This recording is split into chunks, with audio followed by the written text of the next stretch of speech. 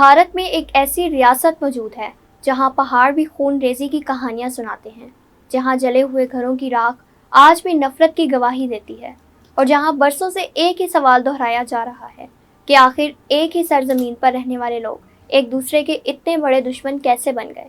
یہ کہانی ہے منی پور کی، ایک ایسی ریاست جسے کبھی اپنی قدرتی خوبصورتی، قدیم تہذیب اور ثقافتی ورثے کی وجہ سے جانا جاتا تھا، مگر آج دنیا اسے نسلی فسادات، جلتے ہوئے گاؤں، بے گھر ہوتے ہزاروں خاندانوں اور مسلسل عدم استحکام کی وجہ سے پہچانتی ہے۔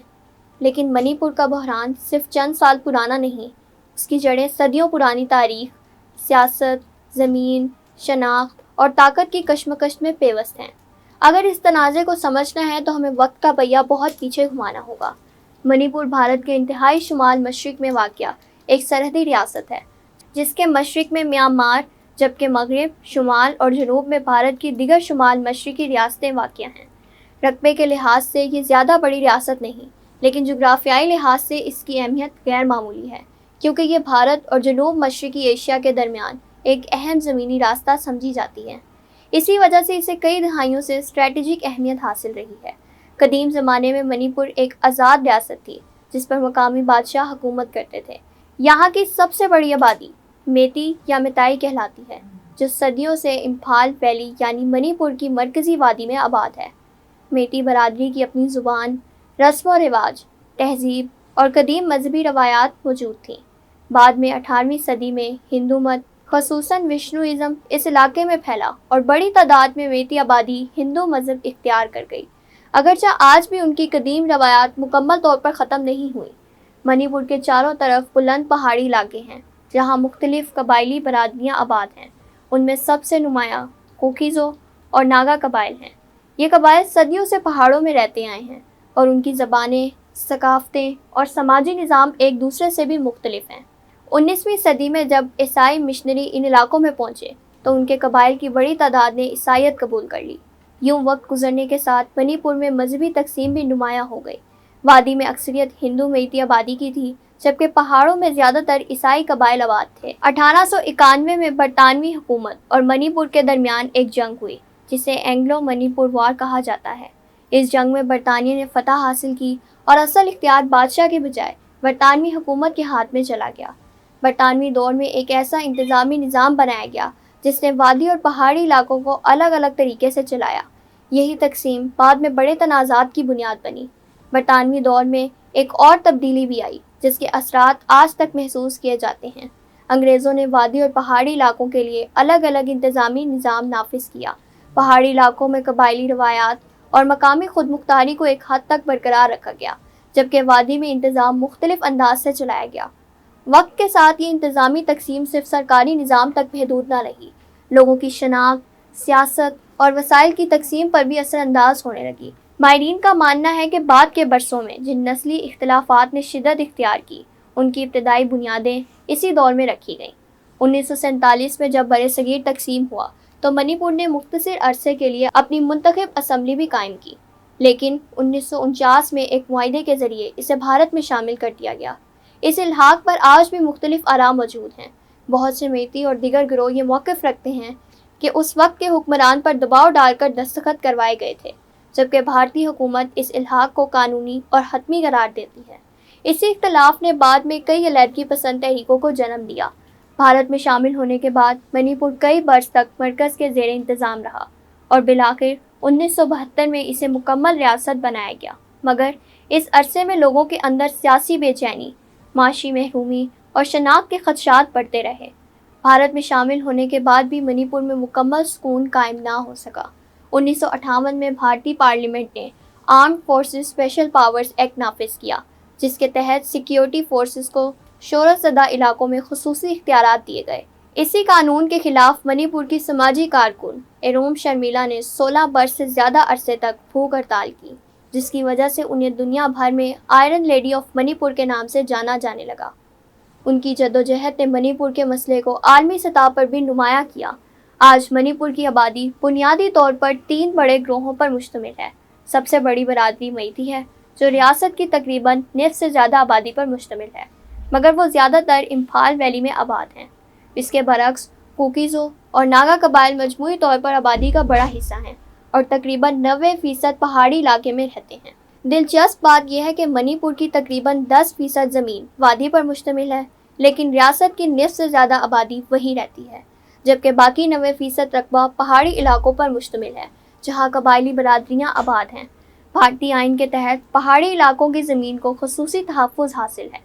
قبائلی علاقوں میں غیر قبائلی افراد زمین نہیں خرید سکتے تاکہ مقامی قبائل کی شناخت اور وسائل محفوظ رہیں، لیکن میتی برادری جو ریاست کی سب سے بڑی اور سیاسی طور پر بااثر آبادی سمجھی جاتی ہے، اس قانون کی وجہ سے پہاڑی علاقوں میں زمین نہیں خرید سکتی۔ یوں یہ معاملہ صرف زمین کا نہیں، شناخت، اقتدار، روزگار، تعلیم اور مستقبل کی جنگ بھی بن چکا ہے۔ کوکیزو اور دیگر قبائل سمجھتے ہیں کہ اگر میتی برادری کو بھی قبائلی درجہ مل گیا تو ان کے مخصوص حقوق، سرکاری ملازمتوں کا کوٹا، تعلیمی مواقع اور زمین کا تحفظ خطرے میں پڑ جائے گا۔ یہ اختلاف آہستہ آہستہ بد اعتمادی میں تبدیل ہوا، بد اعتمادی نفرت میں بدلی اور نفرت نے کئی بار خون ریز تصادم کی شکل اختیار کی۔ مختلف ادوار میں دونوں جانب سے مسلح تنظیمیں بھی وجود میں آئیں۔ میتی گروہوں کی اپنی عسکری تنظیمیں تھیں، جبکہ کوکی اور ناگا قبائل بھی الگ الگ مسلح گروہ سرگرم رہے۔ ان تنظیموں اور بھارتی سیکیورٹی فورسز کے درمیان کئی دہائیوں تک جھڑپیں ہوتی رہیں، جس کی وجہ سے عام شہری مسلسل خوف کی زندگی گزارتے رہے۔ 1990 کی دہائی میں کوکی اور ناگا قبائل کے درمیان بھی شدید خون ریزی ہوئی، جس میں سینکڑوں افراد مارے گئے اور ہزاروں بے گھر ہوئے۔ اگرچہ اس وقت تنازع اتنا شدید نہیں تھا، لیکن ریاست کے مختلف نسلی گروہوں کے درمیان اعتماد مسلسل کمزور ہوتا چلا گیا۔ ہر کمیونٹی نے اپنے علاقوں میں دفاعی گروہ بنانا شروع کیے، جس سے تقسیم مزید گہری ہوتی گئی۔ وقت کے ساتھ منشیات کی اسمگلنگ، میانمار سے غیر قانونی نقل و حرکت، سرحدی مسائل، جنگلات پر قبضے کے الزامات اور سیاسی مفادات نے بھی اس تنازع کو مزید پیچیدہ بنا دیا۔ اور پھر وہ وقت آیا جب برسوں سے سگلتی چنگاری نے اچانک پورے منی پور کو آگ کی لپیٹ میں لے لیا۔ ایک ایسا فساد جسے نہ صرف بھارت بلکہ پوری دنیا کی توجہ اپنی طرف مبذول کر لی۔ برسوں سے بڑھتی ہوئی بے چینی آخر کار 2023 میں ایک ایسے دھماکے کی صورت میں سامنے آئی جس نے منی پور کی تاریخ کا رخ بدل دیا۔ مئی میں شروع ہونے والے فسادات اپنی شدت، تباہی اور دورانیے کے اعتبار سے گزشتہ کئی دہائیوں کے سب سے بڑے نسلی تصادم ثابت ہوئے۔ اس بحران کی فوری وجہ ایک عدالتی پیش رفت بنی۔ منی پور ہائی کورٹ نے ریاستی حکومت کو یہ تجویز دی کہ میتی برادری کو بھی شیڈیولڈ ٹرائب یعنی قبائلی درجہ دینے کی درخواست پر غور کیا جائے۔ یہ خبر سامنے آتے ہی پہاڑی علاقوں میں آباد کوکی-زو قبائل میں شدید بے چینی پھیل گئی۔ فیصلے کے خلاف 3 مئی 2023 کو قبائلی طلبہ تنظیموں کی جانب سے ایک بڑا احتجاجی مارچ نکالا گیا اور چند ہی گھنٹوں میں احتجاج فساد میں تبدیل ہو گیا۔ گھروں، دکانوں اور عبادت گاہوں کو نشانہ بنایا گیا، سینکڑوں مکانات کو آگ لگا دی گئی اور پورے گاؤں راکھ کا ڈھیر بن گئے۔ یہ تشدد صرف ایک علاقے تک محدود نہیں رہا۔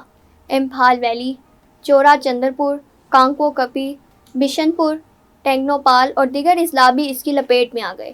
سڑکیں بند کر دی گئیں، قومی شاہراہوں پر رکاوٹیں کھڑی کر دی گئیں اور مختلف علاقوں کے درمیان رابطہ تقریباً منقطع ہو گیا۔ صورتحال اس قدر خراب ہوئی کہ بھارتی حکومت کو فوج، آسام رائفلز، نیم فوجی دستوں اور اضافی پولیس اہلکاروں کو تعینات کرنا پڑا۔ کئی اضلاع میں کرفیو نافذ کیا گیا، جبکہ انٹرنیٹ سروس بھی طویل عرصے کے لیے معطل کر دی گئی۔ چند ہی دنوں میں منی پور واضح طور پر 2 حصوں میں تقسیم ہوتا دکھائی دینے لگا۔ وہ لوگ بھی ہجرت پر مجبور ہوئے جو نسلوں سے ایک دوسرے کے ساتھ رہتے آئے تھے۔ تشدد کے دوران عبادت گاہیں بھی محفوظ نہ رہ سکیں۔ متعدد گرجا گھروں، مندروں کو آگ لگا دی گئی۔ تنازع کی اصل بنیاد زمین، شناخت اور سیاسی حقوق تھے، لیکن مذہبی تقسیم نے نفرت کو مزید گہرا کر دیا۔ سرکاری اسلحہ خانوں سے ہزاروں ہتھیار اور لاکھوں گولیاں بھی لوٹ لی گئیں، اور ایک وقت ایسا بھی آیا جب دونوں برادریوں کے درمیان ایک دوسرے کے علاقے میں داخل ہونا تقریباً ناممکن ہو گیا۔ گویا ایک ہی ریاست کے اندر غیر اعلانیہ سرحدیں قائم ہو چکی تھیں۔ حقیقت یہ ہے کہ اگر منی پور کے اس بحران کو صرف قبائلی درجہ یا ایک عدالتی فیصلے سے جوڑ دیا جائے تو تصویر کا صرف ایک چھوٹا سا حصہ سامنے آتا ہے۔ اصل کہانی اس سے کہیں زیادہ پیچیدہ ہے، کیونکہ اس تنازع کے پیچھے کئی دہائیوں کی سیاست، سرحدی حالات، مسلح تنظیمیں، منشیات کی تجارت، زمین کا مسئلہ اور مختلف برادریوں کے درمیان بڑھتا ہوا عدم اعتماد شامل ہے۔ 2024 اور 25 کے درمیان اگرچہ بڑے پیمانے پر ہونے والے فسادات میں نسبتاً کمی آئی، لیکن امن مکمل طور پر بحال نہ ہو سکا۔ دونوں برادریوں کے درمیان اعتماد کی وہ دیوار جو ٹوٹی تھی، دوبارہ قائم نہ ہو سکی۔ 2026 تک بھی منی پور کا بحران مکمل طور پر ختم نہیں ہوا۔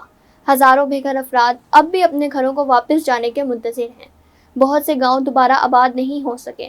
متعدد خاندان آج بھی ریلیف کیمپوں میں زندگی گزار رہے ہیں اور دونوں برادریوں کے درمیان خوف اور بد اعتمادی اب بھی موجود ہے۔ منی پور آج بھی اپنی قدرتی خوبصورتی کے ساتھ ایک تلخ حقیقت کی علامت بنا ہوا ہے، ایک ایسی حقیقت جو یہ یاد دلاتی ہے کہ جب شناخت، خوف، سیاست اور طاقت کی کشمکش ایک ساتھ جمع ہو جائیں تو صرف گھر ہی نہیں جلتے، نسلوں کے درمیان اعتماد بھی راکھ بن جاتا ہے۔